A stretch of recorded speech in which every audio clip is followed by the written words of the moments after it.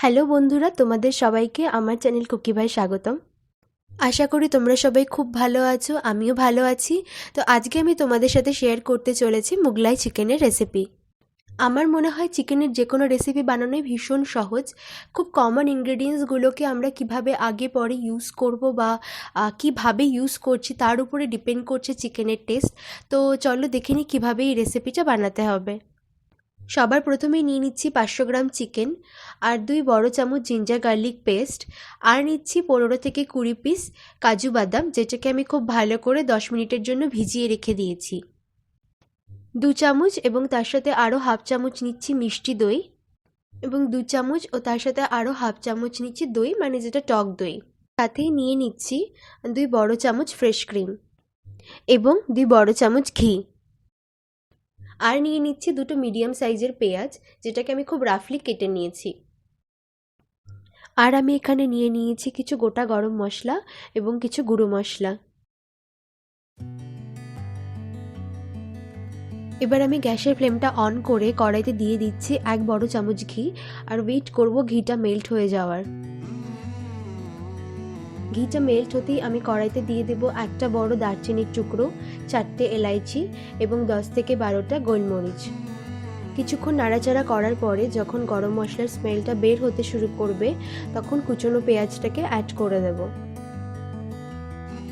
পেঁয়াজটাকে low to medium ফ্লেমে ভালো করে ফ্রাই করে নিতে হবে, তবে পেঁয়াজটাকে পুড়িয়ে ফেলা যাবে না।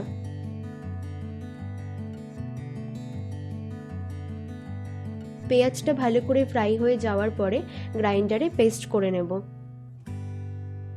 আবার আমি সেম কড়াইতে 1 টেবিল স্পুন ঘি অ্যাড করছি।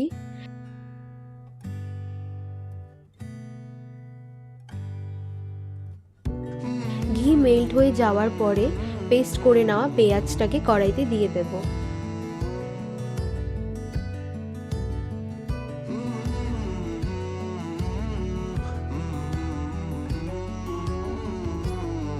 ভাজা পেঁয়াজের পেস্টটাকে খুব ভালো করে নেড়ে চেড়ে নেব এবং কিছুক্ষণ পরে অ্যাড করে দিচ্ছি আদা রসুনের পেস্ট। আদার পেস্ট রান্নায় দেওয়ার সাথে সাথেই সেটা ছিটে গায়ে লাগতে শুরু করে, তাই সেই সময় একটু লবণ দিয়ে দিলে সেই ছেটাটা বন্ধ হয়ে যায়।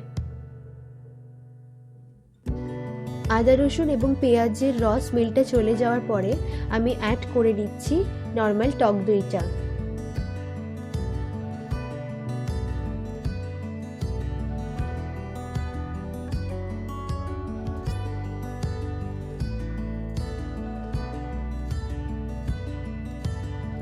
দু 3 মিনিট খুব ভালো করে নেড়েচেড়ে নেওয়ার পরে আমি অ্যাড করে দিচ্ছি কড়াইতে মিষ্টি দইটা।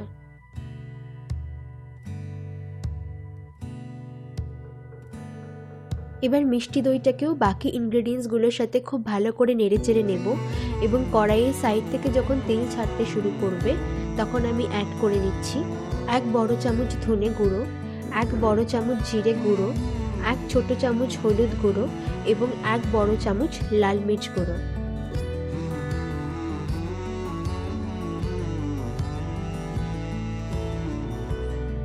এবার এই মশলাগুলোকে খুব ভালো করে আমি বাকি ইনগ্রেডিয়েন্টসগুলোর সাথে মিশিয়ে নেব। কিছুক্ষণ মিশিয়ে নেওয়ার পরে আমি অ্যাড করে দিচ্ছি লবণ।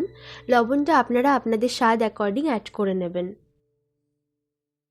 লবণ দিয়ে আরও কিছুক্ষণ নাড়াচাড়া করার পরে আমি অ্যাড করে দিচ্ছি কাজুর পেস্ট, যেটাকে আমি 10 থেকে 15 মিনিট ভিজিয়ে রেখেছিলাম। এই কাজু বাদামের পেস্টটাকে আমি খুব ভালো করে মিশিয়ে নেব বাকি মশলার সাথে, এবং তারপরেই আমি অ্যাড করে দেব চিকেনের পিসগুলো।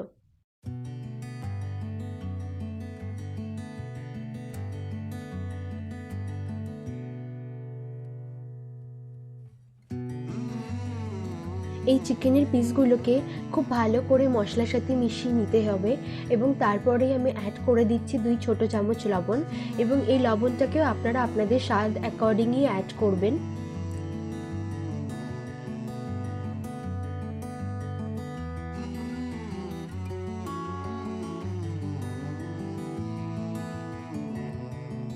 এভাবে 4-5 মিনিট নেড়েচেড়ে নেওয়ার পরে আমি কড়াইকে ঢেকে রেখে দেব 4-5 মিনিটের জন্য। 4-5 মিনিট পর তোমরা দেখতেই পাচ্ছ চিকেন থেকে কতটা জল বেরিয়েছে। আমি কিন্তু চিকেনে এক ফোঁটাও জল অ্যাড করিনি।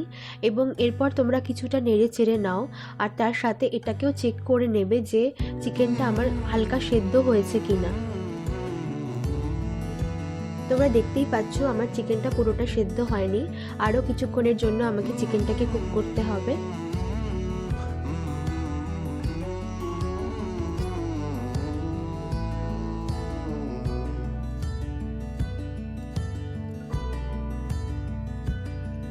আবার কিছুক্ষণ নেড়েচেড়ে নিয়ে আমি চিকেনটাকে আবার ঢেকে রেখে দেবো 5-7 মিনিটের জন্য। 5-7 মিনিট পরে তোমরা দেখতেই পাচ্ছ আমার চিকেনটা কিন্তু অলমোস্ট সেদ্ধ হয়ে গেছে।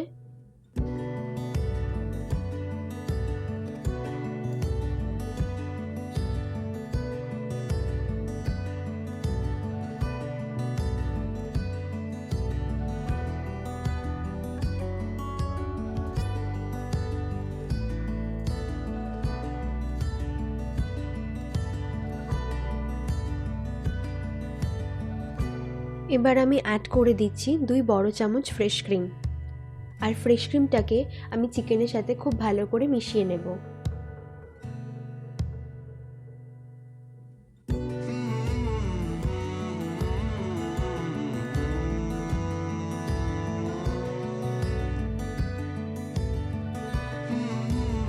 ফ্রেশ ক্রিমটা ভালো করে মিশিয়ে নেওয়ার পরে আমি জাস্ট 2-3 মিনিটের জন্য কড়াইটাকে কভার করে রেখে দেব। আর 2-3 মিনিট পর তোমরা দেখতেই পাচ্ছ আমাদের কিন্তু আজকের রেসিপি মোগলাই চিকেন রেডি হয়ে গেছে।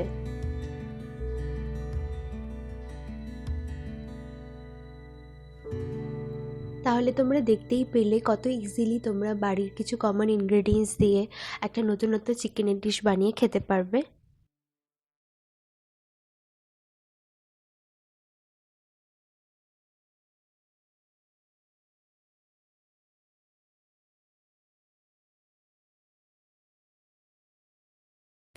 এটাকে আমরা সার্ভ করে নিচ্ছি অথেন্টিক স্টাইলে, আর গার্নিশ করে নিচ্ছি ফ্রেশ ক্রিম দিয়ে।